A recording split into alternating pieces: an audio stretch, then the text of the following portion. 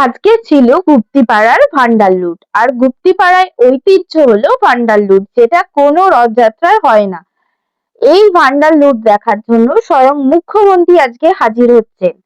তো সেই জন্য প্রচন্ড পরিমাণে ভিড় হয়েছিল, রাস্তা ব্লক করে দেওয়া হয়েছিল।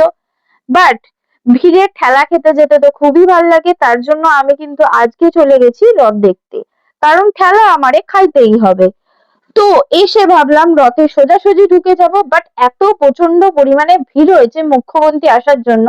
আর এই মুহূর্তে এসে পৌঁছেছে, দেখতেই পাচ্ছ কি পরিমাণে ভিড় হয়েছে। আমি তো শুধু মুখ্যমন্ত্রীর গলার আওয়াজই শুনেছি, স্বয়ং চোখে দেখতে পারিনি। এত ভিড়, এত ভিড় কি বলবো। এত ভিড় ঠেলে যেতে পারবো না, আর অনেক টাইম ওয়েস্ট হয়ে যাবে বলে ফাইনালি আমরা কিন্তু ঘুরে ঘুরে যাব এবার রথের দিকে। অনেক স্ট্রাগল করে ফাইনালি কিন্তু আমরা রথের রাস্তা পেলাম। তো তখন অলরেডি ভান্ডার লুট শেষ হয়ে যাচ্ছে। আর সবাই ভান্ডার লুটে লুটপাট করে বাড়ি ফিরছে, দেখতেই পাবে সবার হাতে মালসা, কারোর হাতে ভাঙা, কারোর হাতে কাঁঠাল, মানে সবাই লুটপাট করে বাড়ি ফিরছে। আর এখানে কিন্তু বড় বড় করে পোস্টার টাঙানো আছে মুখ্যমন্ত্রীর, যেহেতু আজকে এসেছিল। আমি চোখে দেখতে পারিনি, শুধু গলার আওয়াজ শুনেছি, এইটুকুনি মনের অনেক শান্তি যে গলার ভয়েস টুকুনি শুনছি। তো ফার্স্টেই পড়ে গেছে আমার বরের দোকান নিরামিষ কেক, তোমরা সবাই খেতে পারো। এরপর মেলায় ঢুকতে না ঢুকতে আমার বাবুর বায়না চালু। বাচ্চাদের নিয়ে মেলায় যাওয়া কি পরিমাণ দুষ্কর সেটা একটা বাচ্চার মাই বোঝে। তোমার হাতে যদি টাকা না থাকে তুমি ভাই মেলায় যেও না। বাচ্চার জন্য মেলায় গেলে ভাই ভালো করে পয়সা কড়ি বেঁধে নিয়ে মেলায় যেতে হবে। আর কিছু না কিনে দিলেই কান্না। এর থেকে ভাই মেলায় যাব না, অনেক ভালো। এর জন্য আমি মেলায় আসতে চাইছিলাম না, বাট আমাকে জোর জবরদস্তি আজকে মেলায় আনা করিয়েছে। যেহেতু আমি পুরো শ্রাবণ মাসটা খাবো নিরামিষ, তার জন্য আমি আরোই আসছিলাম না মেলায়। বাট এখানে চোখে পড়লো নিরামিষ ফুচকা, পুরো সম্পূর্ণ নিরামিষ।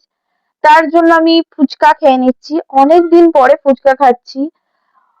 ভালোই লাগলো খেতে, বাট আমি সবসময় 10 টাকার ফুচকা খাই, মেলায় এসে 20 টাকার খাওয়া হয়ে গেছে। তাহলেই বুঝতে পারছো যে ফুচকাটা কত সুন্দর খেতে হয়েছে। এদিকে মেলায় কিন্তু দোলনা, ব্রেক ড্যান্স, নৌকা অনেক কিছু হয়েছিল, বাট আমি কিছুতেই চড়িনি।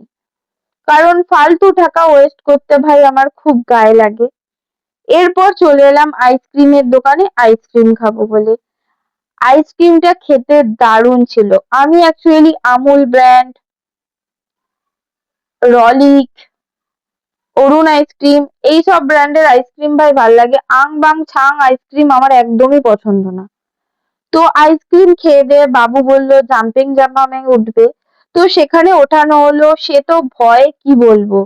ছোট ছোট বাচ্চারা সেখানে কি সুন্দর আনন্দ করছে, আর ও এত বড় ধেড়ে হয়ে ভয় পাচ্ছে। তো ফালতু টাকাটা এখানে জলে গেল, একটুখানি চেপেই সে নেমে পড়েছে। আর কি করা যাবে। মেলায় যেখানে মানুষের মেয়েদের চোখ আটকে যায়, আমারও চোখ আটকে গেছিল, বাট মানি ব্যাগের কথা ভেবে বেরিয়ে চলে আসতে হলো। এরপর ফাইনালি রথ দেখে আসলাম, নমস্কার করলাম। তারপর বাবু বলল জুস খাবো। আমি তো কিনে দিতেই রাজি না, বাট বাচ্চার বায়না কিনে দিতে হলো। এগুলো শুধু কালার গোলা, আর কিছুই না। শ্রাবণ মাসের সব থেকে ভাইরাল জিনিস চুড়ি মেলায় রয়েছে। যারা চুড়ি পাচ্ছ না অবশ্যই মেলায় চলে যাও, চুড়ি অফুরন্ত। এরপর বরের দোকানে নিরামিষ কেক খেয়ে বরের থেকে টাকা নিয়ে চলে গেলাম জিলাপির দোকানে, জিলাপি কিনলাম এবং ফ্রিতে ভান্ডারা করা হচ্ছিল খিচুড়ি নিয়ে চলে এলাম বাড়ি। Tata, bye bye.